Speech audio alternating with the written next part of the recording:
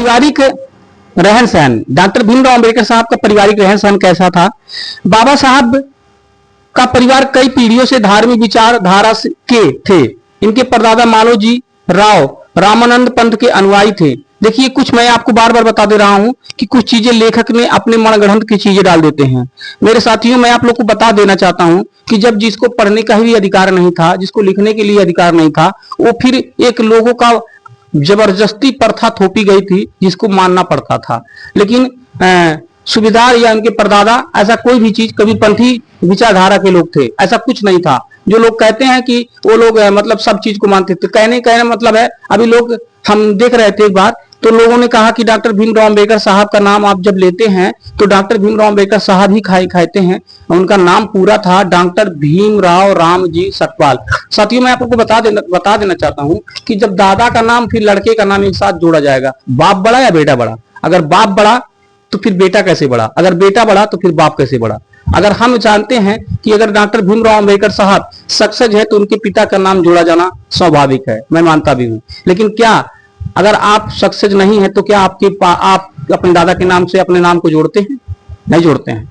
तो फिर नहीं जोड़ते हैं तो फिर ऐसा क्या पा? और दूसरा नंबर, मैं एक बात और कह दे रहा हूं, मैं इसलिए नहीं नाम लेता हूं रामजी राव को जोड़ना संभव समझता हूं क्योंकि लोग मर्यादा रामचंद्र जी को इसमें जोड़ने लगते हैं, उनके नाम को लोग रखने का काम करते हैं। इसीलिए मैं व्यक्तिगत मैं बता दे रहा हूं कि ऐसा नहीं जोड़ता हूं, मैं इसीलिए नहीं जोड़ता हूं क्योंकि वो राम जी जोड़े तो ठीक है, उनके बाप का जोड़े तो ठीक है, लेकिन वो राम को जोड़ते हैं, इसलिए सही हमको नहीं लगता है। इसलिए मैं इस चीज को, यहाँ पर किताब में भी लिखा गया है तो इसको इसलिए मैं मानता नहीं हूं। यहाँ पर देखिए कि बताया जा रहा है कि अनुयायी थे, उनकी छाप बाबा साहब के पिता रामजी राव पर पड़ी। सेना ने सेनावित्त होने के बाद कबीर पंथ को स्वीकार कर लिया। हाँ, अभी यहाँ पर लेखक ने किताब को लिखा क्योंकि कबीरपंथी में कोई धर्म वो नहीं था। बाद में शाकाहारी हो गए थे और शराब आदि आजीवन दूर रहे। घर में सुबह शाम पूजा पाठ होता था, परिवार के सभी सदस्य शामिल रहते थे। अच्छा, यहाँ पर लेखक ने दो चीज को लिखा है कंफ्यूजन करने के लिए। पहला तो वो बता रहा है कि वो कबीरपंथी थे, दूसरा नंबर ये बता रहा है कि वो रामानंद के अनुयायी थे, तीसरा नंबर ये बताया जा रहा है कि उसमें पूजा पाठ भी करते थे। ठीक, ये चीज तीनों चीज बताया जाता है। हाँ, इसलिए बताया जाता है क्योंकि पहले के लोगों के पास ज्ञान कम था, शिक्षा कम था, तो वो लोग अपनी परंपराओं को मानते भी थे और जिसकी अनुसार वो लोग काम भी करते थे। लेकिन जब सेना से मतलब वो रिटायर हो गए उनके पिताजी, तो कबीरपंथी हो गए और उसका अनुयायी हो गए और उसके धर्म उसके रीति रिवाज से वो लोग पूजा पाठ करते थे। बाबा साहब ने अपने परिवार की धार्मिक रहन सहन की चर्चा करते हुए एक बार कहा था कि हमारा परिवार गरीब था, परंतु उसका वातावरण व संस्कार प्रगतिशील परिवार जैसा था। हमारे पिता चाहते थे कि हम लोग पढ़े और आगे बढ़ें, इसके लिए वे हम लोगों पर बहुत ध्यान देते थे। वे सुबह शाम भोजन करने से पहले भजन आदि भी करवाते थे। माता का संघर्ष, बाबा साहब डॉक्टर भीमराव अंबेडकर साहब के माता भीमाबाई धार्मिक विचारधारा वाली महिला थी। उनके पिता ने सेना सूबेदार थे और काफी संपन्न व्यक्ति थे। उनका रहन सहन उच्च स्तरीय अमीर हिंदू जैसा ही था। भीमाबाई सुख में पली थी, कभी आर्थिक अभाव नहीं देखा। लेकिन रामजी राव सूबेदार से जब शादी हुआ तो उन्होंने अपने ही परिस्थितियों के अनुरूप ढाल दिया। वह बहुत ही सुशील सरल महिला थी, पूरे परिवार का विशेष ध्यान देती थी और अपनी विकलांग ननद मीराबाई की सेवा का हमेशा ध्यान रखती थी। बाबा साहेब के पिता रामजी राव पूरे शहर में शिक्षक प्रशिक्षण केंद्र के शिक्षक का काम करते थे और उस समय उनको बहुत कम वेतन मिलती थी, पर भीमाबाई अपनी आवश्यकता को भी कभी बीच में नहीं लाती थी और पूरे परिवार की देखभाल और उसी वेतन में उसी खर्च में कर देती थी। बेहद सुशील और सभ्य होने के साथ कारण ही परिवार के अन्य लोगों के भी बहुत ही इज्जत करती थी। तो परिवार को, हर औरतों को इसी तरह से रहना चाहिए। पिता की लगन और मेहनत क्या था? लगन क्या था उनका? बाबा साहब की उम्र जैसे जैसे बढ़ती जा रही थी, उनका शरारतीपन कम होता जा रहा था। उनके अंदर की प्रतिभा को देख करके उनके पिता आश्चर्य में पड़ जाते थे। वह जानते थे कि बाबा साहब आगे चल करके एक दिन दुनिया का महान आदमी बनेगा। क्योंकि रामजी राव सूबेदार ज्योतिष शास्त्र के भी जानकार थे। इसी कारण इसी जानकारी की वजह से उनको इस बात का आभास भी हो गया था। रामजी सूबेदार 1894 में सेना से रिटायर हो गए थे और 50 रुपया मासिक पेंशन भी पाते थे। वह अपने बच्चों को पढ़ाना चाहते थे पर आय का साधन नहीं था। पेंशन से ही किसी तरह भरण पोषण हो रहा था। इसलिए उन्होंने गांव छोड़ करके बंबई में जा करके रहने का इंतजाम किया। बंबई में उन्होंने नौकरी तलाश करने के लिए तमाम हाथ पैर मारे, पत्र व्यवहार किया, नौकरी नहीं मिली। अंत में रामजी राव काफी प्रयास के बाद सतारा में पीडब्ल्यूडी के अफसर स्टोर कीपर का काम मिल गया। उन्होंने सम्मान की परवाह किए बिना बच्चों की पढ़ाई की लिखाई व खर्च के लिए उन्होंने उस नौकरी को स्वीकार किया। उनकी लगन और मेहनत के दम पर परिवार का भरण पोषण चलने लगा। सतारा के फौज छावनी में बसे कोड़कवासी महार पेंशन परिवारों के साथ रहते हुए बाबा साहब का बचपना गुजरा और उनकी प्राथमिक शिक्षा भी यहीं से संपन्न हुआ। अछूत होने का एहसास। प्राथमिक शिक्षा के दौरान बाबा साहब डॉक्टर भीमराव अंबेडकर साहब की न्यायकारी व्यवस्था ने अछूत होने का एहसास करवा दिया। एक बार अपने बड़े भाई और भतीजे के साथ बैलगाड़ी से यात्रा कर रहे थे। मैंने साथियों वीडियो में और इसका जिक्र किया हूं। रास्ते में बैलगाड़ी के स्वामी ने जब उनकी जाति को जाना तो बैलगाड़ी से उतार दिया। होश संभालते ही मुसीबतों का भी सामना उनको करना पड़ा। ठीक है, उसके बाद कह रहे हैं बाबा साहब होश संभालते ही 6 वर्ष की उम्र में उनकी माता भीमाबाई का देहांत हो गया और माता की ममता से पूरी तरह वंचित हो गए। इनका पालन पोषण इनकी विकलांग बुआ मीराबाई द्वारा किया गया। बाबा साहब उच्च कक्षाओं में प्रवेश दिलाने के लिए इनके पिता ने के आग्रह पर सेना के अधिकारियों ने हस्ताक्षर किया। तब जाकर के डॉक्टर भीमराव अंबेडकर साहब को दाखिला स्कूल में हुआ था। इनके स्कूल के एक ब्राह्मण शिक्षक ने जो अपने नाम के साथ अंबेडकर उपनाम जोड़कर लिखते थे ही बाबा साहब डॉक्टर भीमराव अंबेडकर पहले भीमराव अंबेडकर नाम लिखने का प्रेरणा दी। तब उन्होंने अपना नाम भीमराव अंबेडकर लिखना प्रारंभ कर दिया। जबकि वही दूसरे एक संस्कृत के अध्यापक ब्राह्मण जाति के थे। इन्होंने बाबा साहब की इच्छा के बावजूद उन्हें संस्कृत पढ़ने की इजाजत नहीं दी। उनका मानना था कि यदि बाबा साहब संस्कृत पढ़ लेगा तो देवाड़ी संस्कृति अपवित्र हो जाएगी। स्कूल में अछूत होने के नाते उनके साथ काफी भेदभाव असमानता का व्यवहार किया जाता था, क्योंकि उस समय भी सती प्रथा की अछूत परछाई आदि किसी ऊंची जाति के लोगों पर पड़ जाती तो अपवित्र हो जाते थे। इसीलिए अछूतों के चलने के रास्ते अलग अलग बनाए गए थे। उनकी ऊंची आवाज श्रवण के लिए अशुभ माना जाता था। उपेक्षाओं के बावजूद नए कीर्तिमान को जन्म, जैसे मंदिरों में जाना, स्कूलों में पढ़ना, पनघट पर पानी पीना, किसी अछूत का कपड़ा धोबी के यहाँ धुलना व नाई के यहाँ बाल कटवाना वर्जित था। इसलिए बाबा साहब डॉक्टर भीमराव अंबेडकर उनके भाई आनंद राव का बाल उनकी बहन तुलसी स्वयं काटती थी, और क्योंकि कोई नाई इनका बाल नहीं काटता था, अछूत होने के नाते कोई दुकानदार इन्हें अपना सामान तक छूने नहीं देता था। इस वजह से स्कूल में बाबा साहब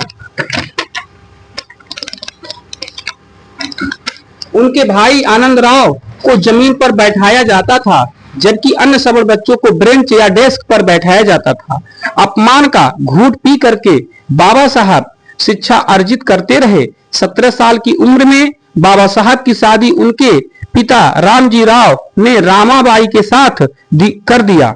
उस समय रामा की उम्र 10 वर्ष की थी, पर बाबा साहब पढ़ने में विचलित नहीं हुए। बेशुमार तकलीफ और उपेक्षाओं ने उन्हें हर मोड़ पर परिस्थिति स्थापित किया, जिसका नतीजा था कि बाबा साहब ने सन 1907 में हाई स्कूल की परीक्षा उत्तीर्ण करके अछूत समाज के इतिहास में एक नया अध्याय शुरू कर दिया था।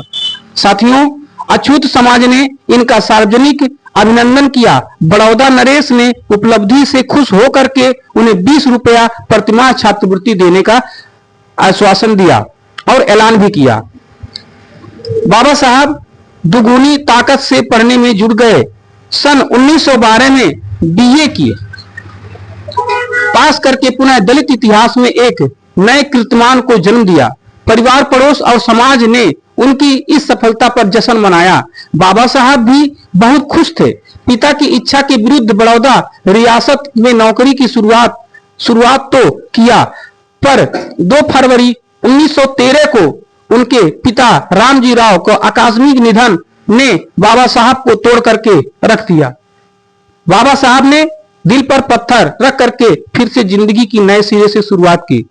ज्ञान अर्जन से हेतु विदेश यात्रा के लिए बाबा साहब ने प्रस्थान किया।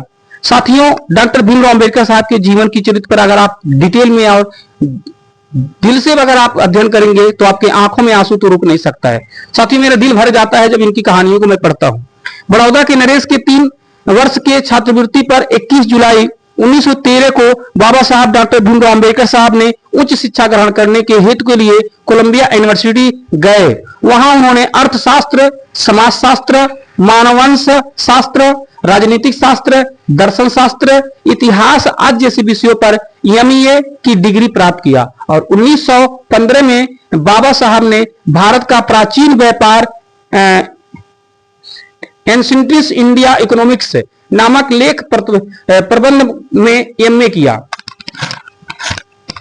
की डिग्री प्राप्त किए। साथ ही में 1916 में बाबा साहब ने भारत में जाति भेद नामक शोधक लेख लिखा और सन 1916 में भारत की अर्थव्यवस्था के विषय में भी एक लेख प्रतिबंध लिखा,